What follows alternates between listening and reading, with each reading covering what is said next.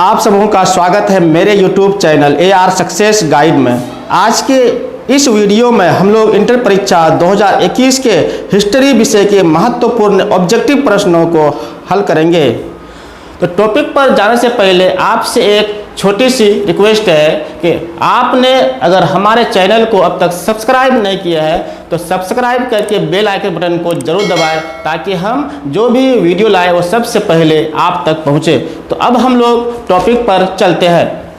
मेरा जो पहला प्रश्न है क्या है, हड़प्पा सभ्यता किस युग की सभ्यता है। यह प्रश्न आपका 2010, 2014, 2018, 2019 में आया था। क्या है कि हड़प्पा सभ्यता जो आपका है वो किस युग की सभ्यता है।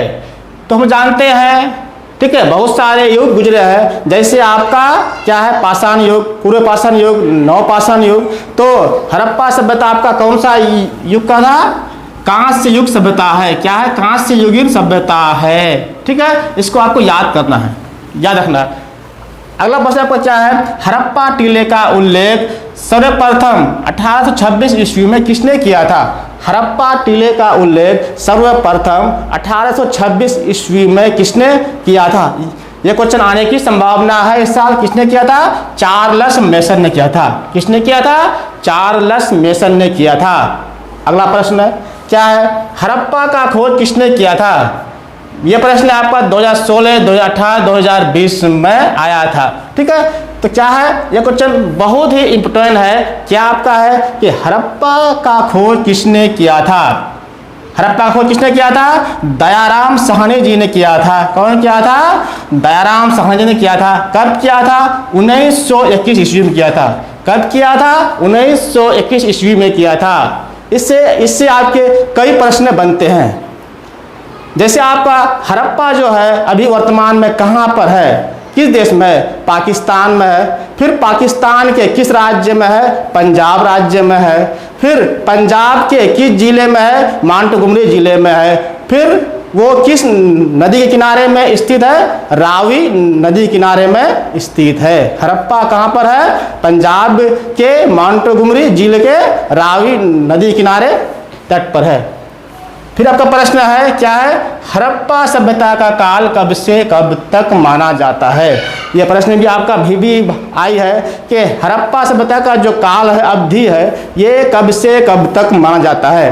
तो अलग अलग विद्वानों के अनुसार इसका जो काल है वो क्या है, ठीक, अलग अलग है। जो सबसे जो महत्वपूर्ण जो काल का जिसको हम लोग मानते हैं वो किसका मानते हैं? जॉन मार्शल का। इसके अनुसार कब है? 3250 ईस्वी से 2750 ईस्वी पूर्व।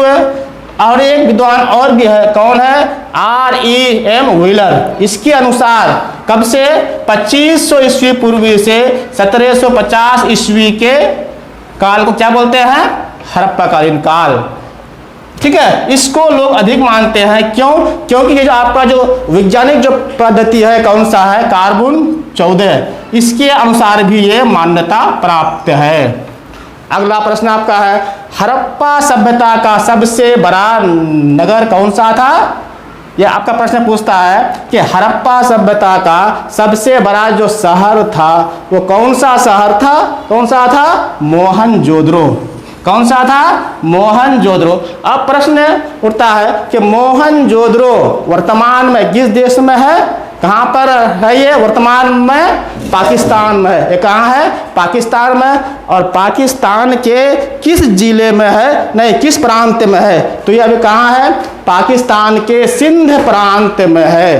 ये कहाँ पर अभी वर्तमान में है? सिंध प्रांत में है। कहाँ है?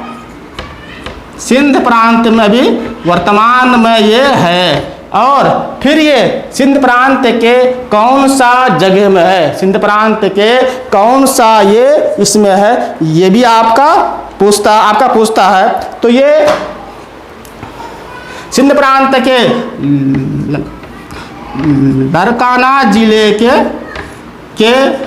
दरकाना जिले में सिंधु नदी किनारे में स्थित है। कहाँ पर है?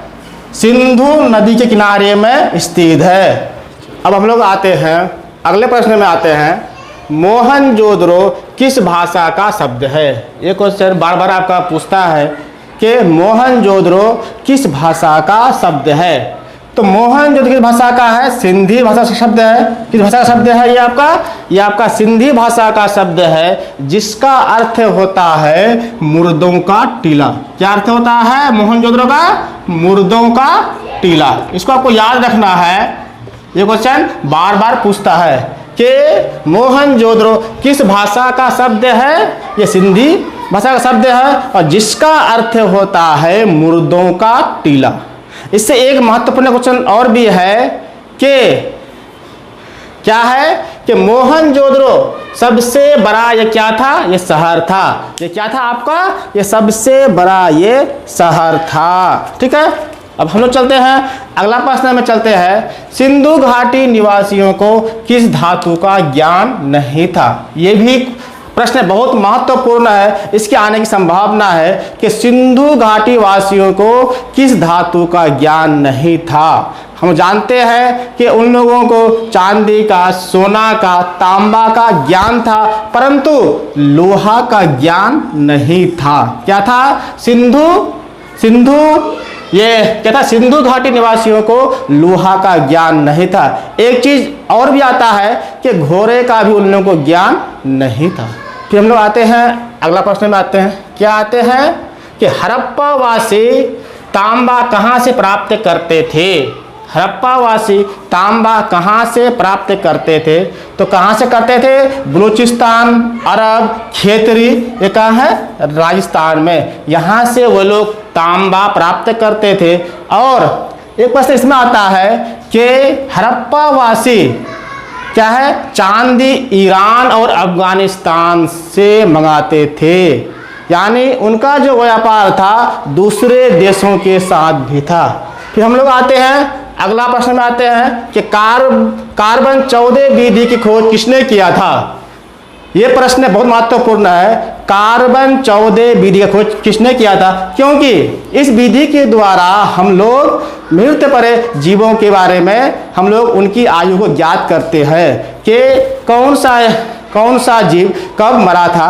ठीक है, किसी भी चीज़ का हम लोग क्या करते हैं? आयु को ज्ञात करते हैं कि कार्बन, ठीक है, किसने किया था?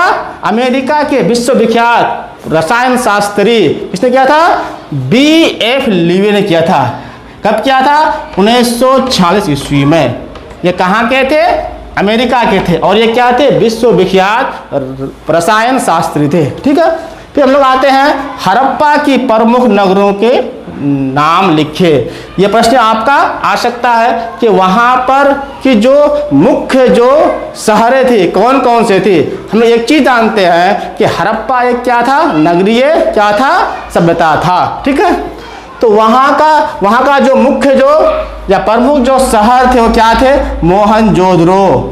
यह अभी कहाँ पर है? पाकिस्तान में है। फिर आपका क्या है? हड़प्पा, ये भी आप कहाँ? पाकिस्तान में है। फिर क्या आपका है? लोथल। क्या है? लोथल, ये अभी कहाँ है? वर्तमान में गुजरात में है। फिर क्या आपका है? बनावली, ये कहाँ आपका है? हरियाणा में है। और ये क्या है? कालीबंगा, ये बंगाल, ये क्या है? राजस्थान में है। ठीक है, अब हम लोग अगले प्रश्न में चलते हैं। एशियाटिक सोसाइटी की स्थापना किसने किया था? प्रश्न है एशियाटिक सोसाइटी की स्थापना किसने किया था? ये काफ़ी VVI प्रश्न है, ये बार बार पूछे जाते हैं।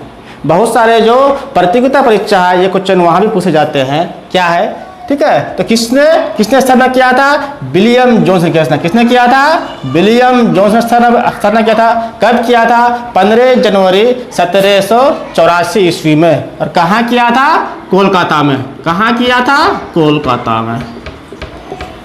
कहाँ किया था? कोलकाता में। ठीक है, फिर आगे देखते हैं कि भारत में पुरातत्व विभाग की स्थापना कब हुआ था? ये भी आपका प्रश्न बहुत महत्वपूर्ण है। ये भी बार बार हर प्रतियोगिता परीक्षाओं में पूछे जाते हैं। क्या आपका है कि भारत में पुरातत्व विभाग की स्थापना कब हुआ था? तो कब हुआ था? 1861 ईस्वी में। अगला प्रश्न, लोथल किस नदी के किनारे स्थित था? लोथल जो था वो किस नदी किनारे में स्थित था? किसके था? भोगवा। कहाँ पर है? और ये भोगवा ये किस राज्य में है? गुजरात राज्य में स्थित है। अगला प्रश्न है, सिंधु घाटी सभ्यता की जुड़वा राजधानी किसे कहा जाता है? यानी जैसे अभी भारत में है सिकंदराबाद और हैदराबाद, दो सिटी जो है आपस में जो मिला हुआ है, ठीक उसी प्रकार क्या था कि सिंधु घाटी सभ्यता की जुड़वा राजधानी किसे कहा जाता है? हड़प्पा और मोहनजोदड़ो को क्या क्या कहा जाता है? जुड़वा राजधानी। हड़प्पा जो था, मोहनजोदड़ो क्या था? जुड़वा राजधानी। फिर आपका है, ठीक, अगला प्रश्न क्या है?